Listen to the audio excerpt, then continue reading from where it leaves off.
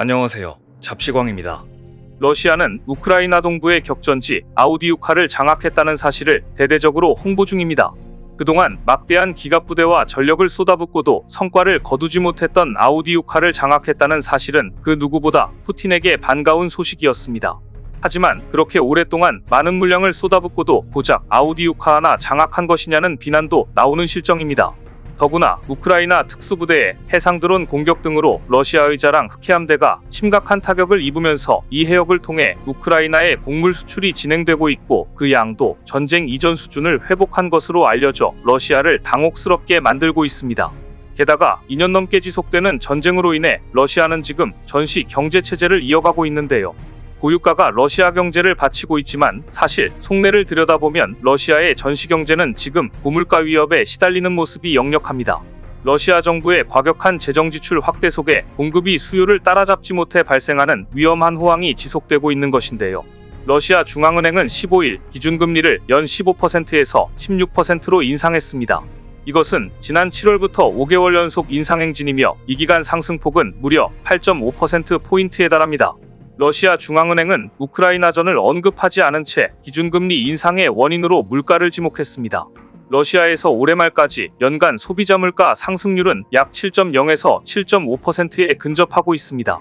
이 정도 수치라면 실질적으로 국민들에게 체감되는 물가 상승은 그야말로 엄청나다고 볼 수 있는데요. 러시아 중앙은행 역시 급격히 개입하지 않을 경우 자국 경제가 버텨내지 못할 것이라는 진단까지 꺼냈습니다. 엘비라 나비울리나 러시아 중앙은행 총재는 경제가 자동차라고 생각해보라. 성능보다 빠르게 달리려고 하면 엔진이 과열돼 멀리 가지 못할 것이다라고 설명했습니다. 서방 전문가들은 러시아 경제가 우크라이나전 때문에 위험한 수준으로 과열되고 있다고 더 근본적인 원인을 지적합니다. 영국 이코노미스트는 러시아가 전쟁 직후부터 고물가에 대처해왔으나 이제는 통제력을 잃어가고 있는 형국이라고 지적했습니다. 전문가들은 전쟁 때문에 비롯된 러시아의 물가 상승에 복합적 요인이 작용하고 있다고 봅니다. 일단 작년 물가 상승은 러시아 통화인 루브라 가치가 달러 대비 15% 떨어지면서 수입 물품 가격이 오른 데 기인했습니다. 그러나 올해에는 루브라 가치가 러시아의 자본 통제로 안정되면서 수입 품위 가격은 전쟁 전 수준으로 돌아갔습니다. 올해 소비자 물가를 밀어올리는 가장 큰 요인은 돈이 너무 많이 풀리고 있다는 관측이 지배적입니다. 러시아 정부는 전시 경제를 떠받칠 목적으로 국방을 중심으로 재정 지출을 늘려가고 있는데요. 지난해 러시아 국방비 예산은 전체 공공예산의 약 3분의 1을 차지했습니다. 이는 2011년에서 2022년 전체 예산 대비 국방비 비율이 13.9에서 23%에 그친 것과 뚜렷하게 대비됩니다. 러시아는 내년 국방비로도 전체 예산의 3분의 1에 해당하는 10조 8천억 루블 약 155조 5,200억 원을 편성하기로 했습니다. 더구나 대통령 선거를 앞두고 전사자 가족에 30년치 평균 임금을 지급하고 복지 지출도 늘리고 있습니다. 이 정도 경기 부양은 코로나19 대유행기를 능가하는 것으로 막대한 재정을 지출하고 있는 것입니다. 미국 뉴욕타임스는 러시아가 전쟁 자금을 계속 풀면서 동시에 인플레이션을 막아야 하는 난제에 직면했다고 지적했습니다.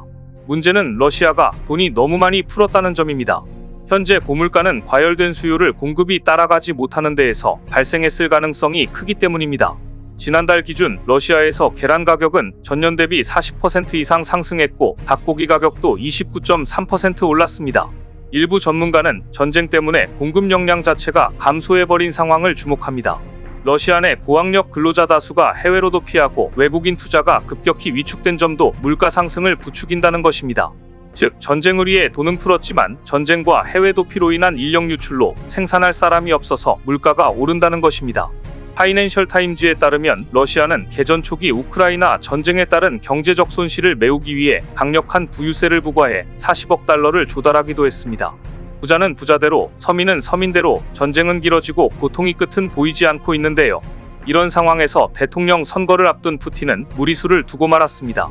러시아 반정부 운동가 알렉세이 나발리가 지난 16일 시베리아 교도소에서 돌연 사망하면서 그동안 이스라엘 하마스 전쟁으로 인해 우크라이나가 잊혀져가고 있었는데 우크라이나 지원에 소극적이었던 서방 국가들이 이 사건을 계기로 다시 추가로 무기를 지원하겠다고 나섰으며 더욱더 러시아를 제재해야 한다는 목소리를 내고 있기 때문입니다.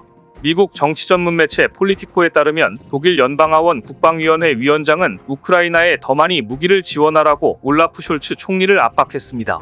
하지만 독일은 타우러스가 실전에 배치돼 러시아 영토를 직접 타격할 경우 전쟁이 확대될 것으로 우려해 주저하고 있는 상황입니다.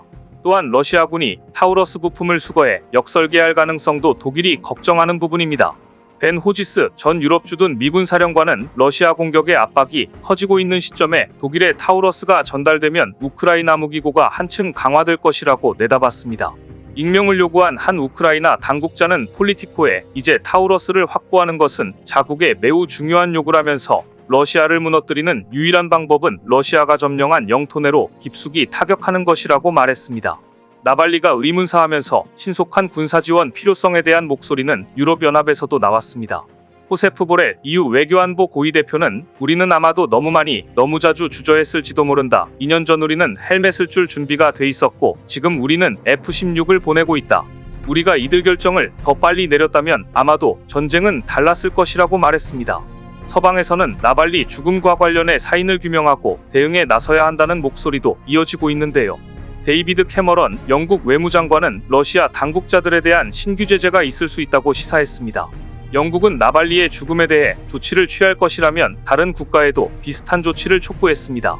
캐머런 장관은 이날 미네난보회의에서도 러시아의 나발리가 어떻게 사망했는지 완전히 분명하게 밝히라고 요구하면서 각국의 우크라이나 재건 비용 충당을 위해 현재 서방에 있는 러시아 중앙은행 자산을 압류할 것을 거듭 촉구했습니다.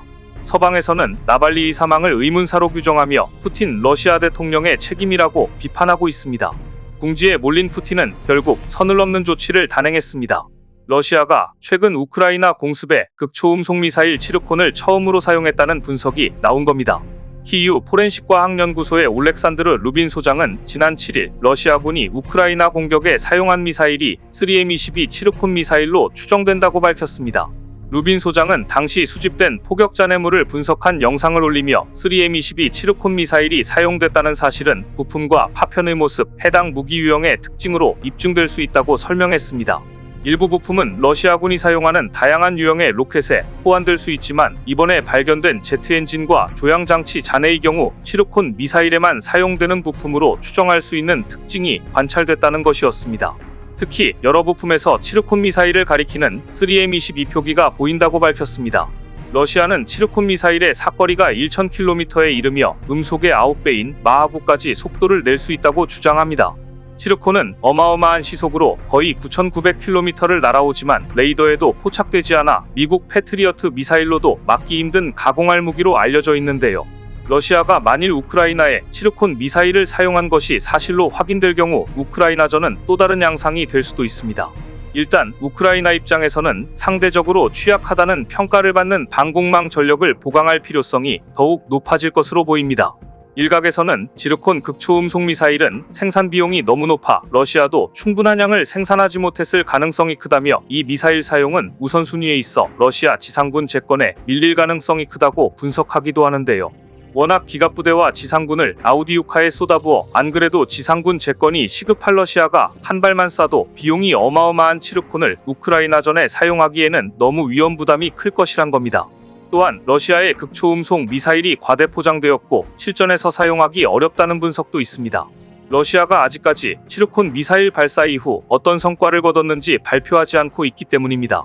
중간에 격추되었을 수도 있고 엉뚱한 곳에 떨어졌을 가능성도 있습니다. 분명한 사실은 제대로 활약했다면 러시아가 이처럼 조용하지 않을 것이기 때문입니다.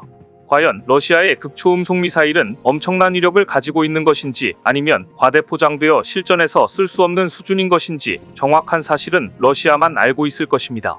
오늘 준비한 소식은 여기까지입니다. 댓글을 통한 여러분들의 많은 의견 기다리겠습니다. 시청해주셔서 감사합니다.